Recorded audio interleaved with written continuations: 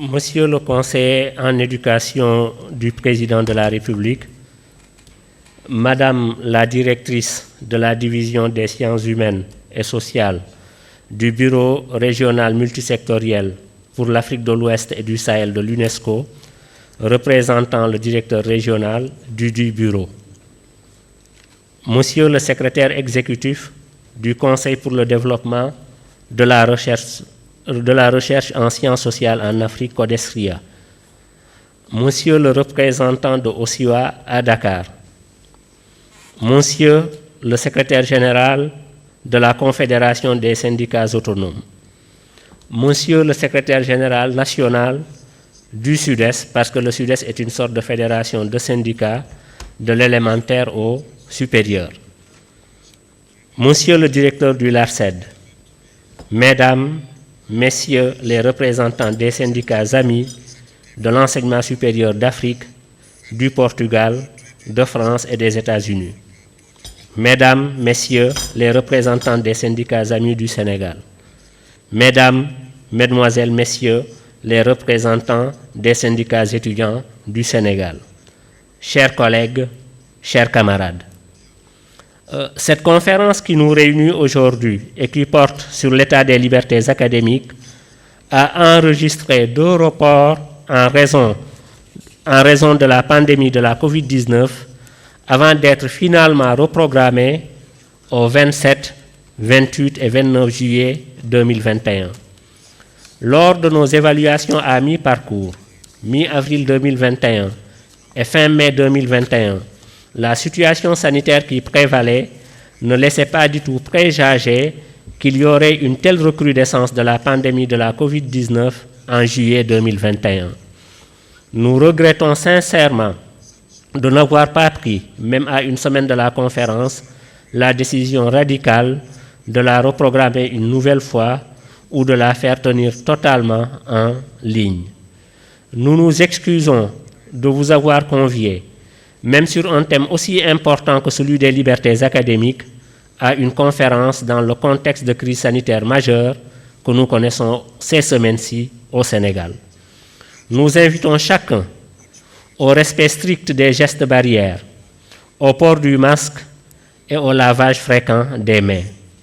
Nous témoignons notre solidarité et notre soutien à toutes et à tous ceux qui ont été affectés directement ou indirectement par la COVID-19. À nos collègues et camarades de l'étranger, nous souhaitons la bienvenue en terre sénégalaise et un retour en parfaite santé dans leurs pays respectifs. Pour revenir à la conférence qui va nous réunir pendant 3 jours, il me plaît de rappeler que le Sud-Est Enseignement Supérieur et Recherche est membre fondateur du réseau international de syndicats de l'enseignement supérieur pour la défense des universités publiques. C'est à ce titre que, fidèle aux grandes orientations dégagées lors de la mise en place de ce réseau en juin 2019, il a estimé urgent, avec le concours déterminant, il faut le dire, de partenaires comme l'UNESCO, le CODESRIA, OSIWA, mais aussi du laboratoire d'études et de recherche sur les systèmes éducatifs LARCED et de syndicats de l'enseignement supérieur et de la recherche d'Afrique, d'Europe et des États-Unis, d'engager une réflexion et une lutte pour la défense des libertés académiques. C'est ce qui nous vaut la tenue de cette rencontre de 3 jours sur le thème « L'état des libertés académiques, recul ou avancée ».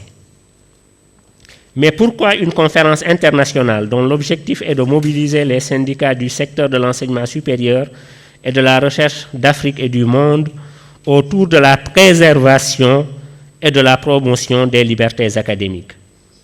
Pour le Sud-Est Enseignement Supérieur et Recherche, une telle conférence se justifie dans la mesure où le contexte actuel est marqué par un recul et une remise en cause des libertés académiques préjudiciables à l'université. Par exemple, au Sénégal, la loi 2015-26 du 28 décembre 2015 relative aux universités publiques consacre l'avènement à la tête des institutions universitaires du pays de conseils d'administration au sein desquels les personnels d'enseignement et de recherche sont minoritaires. En Turquie, les libertés académiques sont réduites à leur plus simple expression du fait de la dérive autoritaire du régime d'Erdogan. Récemment, en France, des inquiétudes légitimes se sont faites jour quant à l'adoption par le Sénat d'un amendement dont la formulation « Les libertés académiques s'exercent dans le respect des valeurs de la République » constitue clairement une menace pour les libertés académiques. Au Ghana, une réforme au forceps a été mise en place, transformant le service normalement public de l'enseignement supérieur en marchandise. Loin d'être exhaustif, ces cas justifient à eux seuls la nécessité d'une rencontre internationale et d'une telle mobilisation générale. Notre syndicat estime que ces questions interpellent la plupart des enseignants et chercheurs des pays du Sud, tout comme des pays du Nord. Dans sa recommandation de 1997 sur la condition du personnel enseignant et de recherche, l'UNESCO a défini les libertés académiques comme, je cite la recommandation, la liberté d'enseignement et de discussion en dehors de toute contrainte doctrinale, la liberté d'effectuer des recherches et d'en diffuser et publier les résultats, le droit d'exprimer librement leur opinion sur l'établissement ou le système au sein duquel ils travaillent, le droit de ne pas être soumis à la censure institutionnelle et celui de participer librement aux activités d'organisation professionnelle ou d'organisations académiques représentatives. Fin de citation. De façon résumée, cette définition de l'UNESCO ramène les libertés académiques à 4 composantes fondamentales. 1. Liberté d'enseignement.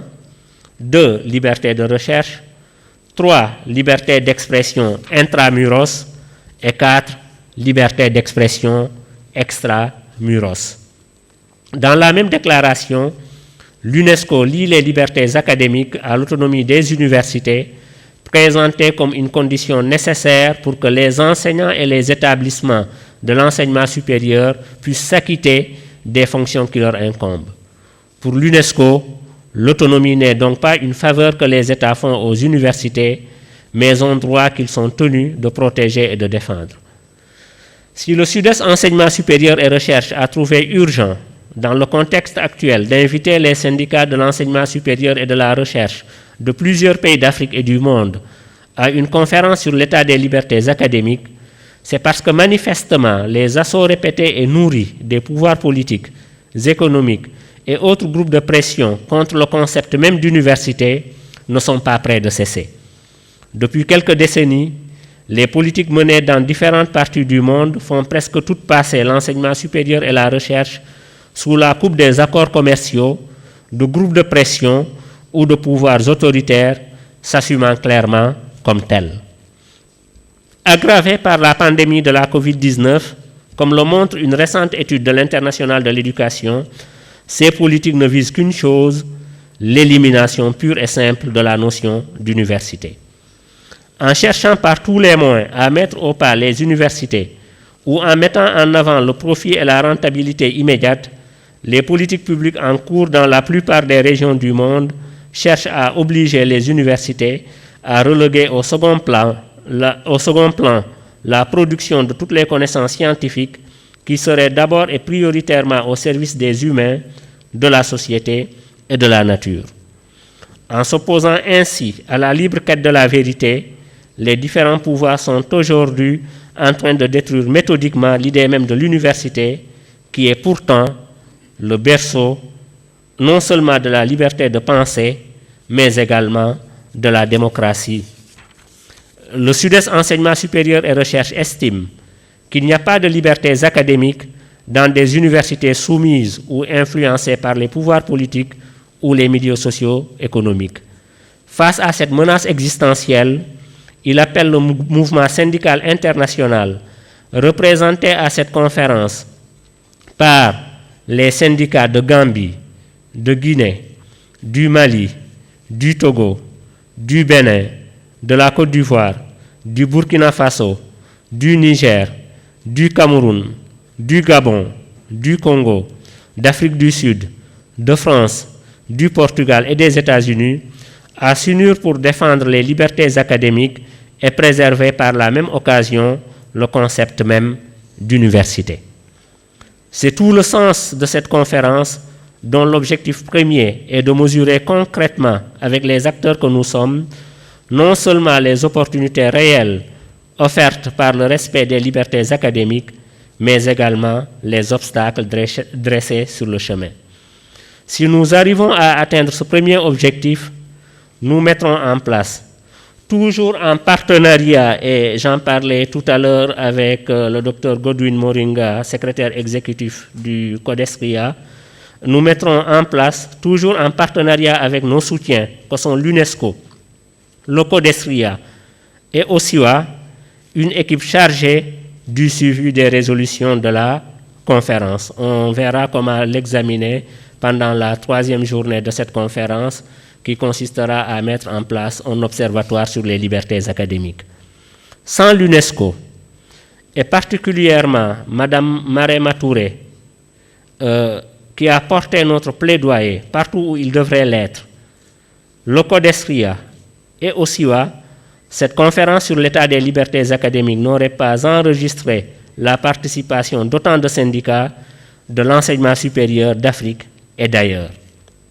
Par ma voix, le Sud-Est Enseignement supérieur et recherche leur témoigne sa profonde gratitude et prend l'engagement, avec l'implication de tous les syndicats présents aujourd'hui à Dakar, à donner une suite à cette conférence. Le Sud-Est Enseignement supérieur et recherche remercie le comité d'organisation de cette conférence qui a été chapeauté par la camarade Dr Awayad, mais également son personnel, Madame Diaouné, Madame Hélène Agnès Manga, Madame Aminata Djemé et Mademoiselle Rokhaya Gueye. Ce personnel-là a travaillé d'arrache-pied depuis plusieurs mois pour la tenue et la réussite de cette conférence. Je vous remercie.